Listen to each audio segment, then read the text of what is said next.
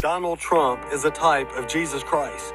When Jesus breathed his last breath on the cross, they took him down, they wrapped him in clothes, and they stuck him in a borrowed tomb, thinking they would never have to hear from him again, rejoicing that the Savior had been crucified once and for all.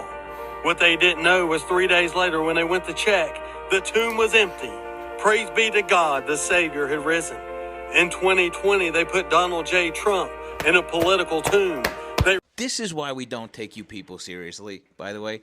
Here's a guy literally worshiping a false idol, okay? Comparing Donald Trump, the least godly man on the face of the earth right now, to Jesus Christ. Donald Trump, serial adulterer, lying, cheating, wife-coveting assaultist, is like Jesus Christ, your God?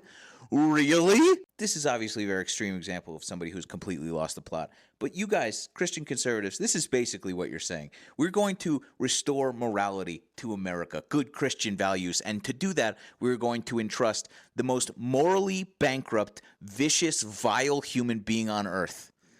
Make up your mind. You can't have both, you weird hypocrites.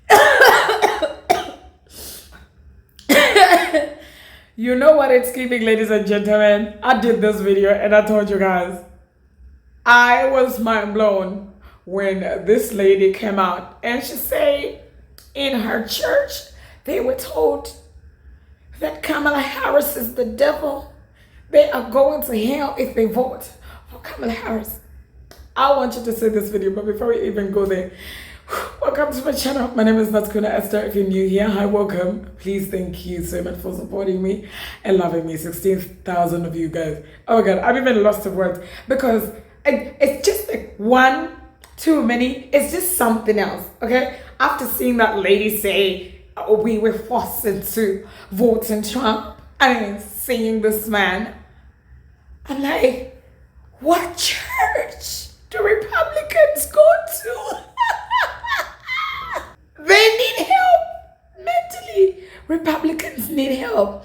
Wherever churches Republicans are going, we need to save them. Like yesterday, I know black people, y'all don't want to be affiliated with helping people. You let the Mexicans be laying their bed. Black women, 92%, you refuse to go and match with the white ladies. I know y'all are keeping y'all pissed, but at this point, we need to save them whites. My college told us who to vote for. So I went to an extremely fundamentalist Christian cult college, and they were obviously extremely conservative and full of Christian nationalist propaganda. I went during a huge election year, 2016 to be exact, so big year, and obviously my college wanted all of us new voters to vote for Trump, naturally, because he was going to be the Christian man to lead us back to our Christian roots as a Christian nation, and we could kick all of the Muslims out. That is literally what their goal was. So that whole year leading up to election time, PCC made us go to chapel every day. And so it was like 10 a.m. in the morning every single day, and we noticed leading up to it, they started having like governors or like representatives, people who were leading political campaigns, so many big name people actually to come and speak to us. And they wouldn't on stage actively say Trump, but they would say you have to vote Republican and you have to vote pro-life, and there's only one candidate that's pro-life. And if you don't vote pro-life, you'll burn in hell forever. So like, choose your adventure. And they would also say things like the Republicans are the only Christian party, the Democrats are not Christian if you vote for Democrat. And then furthermore, they would say if you vote for a third party or choose not to vote, you are not fulfilling your Christian duty to your country. And as Christians, we are called to vote because of insert some verse taken way out of context. And so if you vote like independent or third party or choose not to vote, that's just as bad as choosing to vote pro-choice.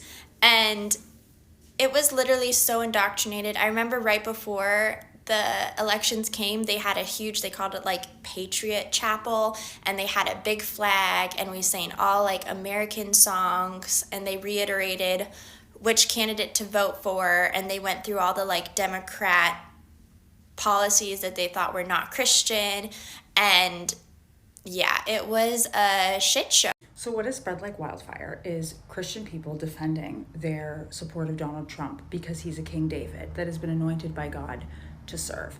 What you're seeing here is the abdication of the really hard part of the faith, that's the seeking justice and mercy part.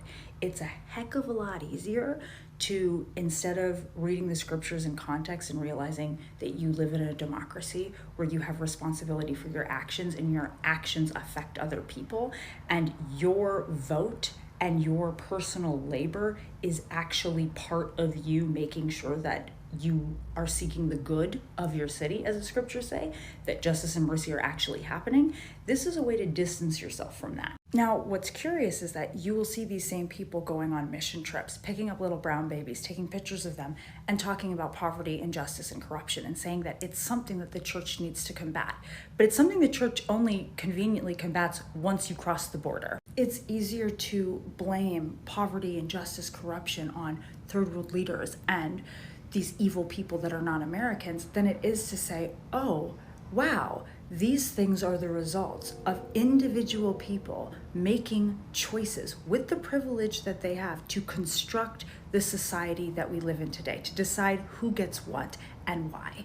Because these other nations are lost nations and they need to be saved, that's why those issues are happening there. But because America is technically a Christian blessed nation with a lot of money, we must not magically have those issues. And if we do have those issues, it's because people are being irresponsible, and people, if they just went to church and they just did the right things, they won't be in the problems that they're in. It is critical for those of you who are Christians, who are seeking to do the work God has called you to do, or just seeking to live a life of empathy and compassion, to realize that if you are in a church community that has already determined that the situations that your neighbors face are their fault and have absolutely no connection to the day-to-day decisions, the election decisions, our voting choices that we make, you're going to have a really hard time getting anybody on board with care or collective empathy for your neighbor. You're not necessarily going to change this church from the inside out. You have to realize when these mission trips or these funds or these things are about feeling good about somebody else's problem, feeling good about being the answer to the issue, but not actually ever fixing why that is an issue in the first place. Never taking responsibility for why the city is segregated, why there's this lack of money, why there are all these inequalities. So you're not going to be enacting change, you're just going to be feeding into people's project of feeling superior and godly and helping the lowly. There's always a struggle in Christianity for a faith that convicts and allows you to change and turn around and look at the way your actions are affecting other people. And then there's a type of Christianity that just comforts and coddles. It just allows you to not do anything about the situation because it's all in God's hands. Knowing the difference, going to be critical these next 4 years. It's also going to be the difference between you upholding white supremacist Christianity and you finding a Christianity and a Christian practice that's liberatory and does not continue oppression for other people. You can pretty much find the answers to those questions when you start to ask the people who are running these programs what they think about structural inequality, racism, or poverty in the US. You'll get your answers. Your faith has power. Don't let anybody convince you otherwise. I think what's so ironic and divinely poetic about evangelical Trump supporters that believe like we're in the last days, they are so clueless and ignorant about the religious and cultural narratives that surround the Antichrist and the end times. And I'm going to preface what I'm about to say by stating I don't believe any of this. I grew up in the evangelical South, Birmingham, Alabama, actually. Well, actually, at the time, the white suburbs surrounding Birmingham. And in the evangelical narrative, the interpretation of Scripture is that in the end times, the last days, Jesus will return, there will be some sort of false prophet that will try to mislead people, will mislead many. Now, I don't think the text of the Gospels or the book of Revelation say that at all. I think the book of Revelation is mostly about the fall of the Jewish temple in the first century. You know, Nero burning down everything, playing the fiddle, blah, blah, blah. Now, stay with me. In my late 20s and early 30s, I got interested in Catholicism and eventually became a confirmed Catholic.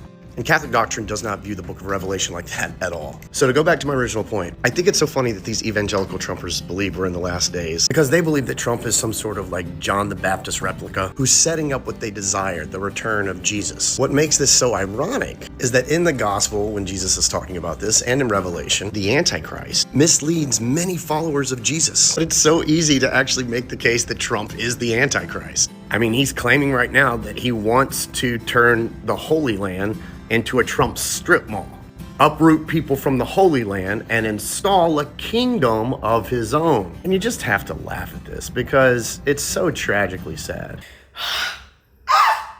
No, guys. Trump supporters, they need to go in an institute. They need to be checked.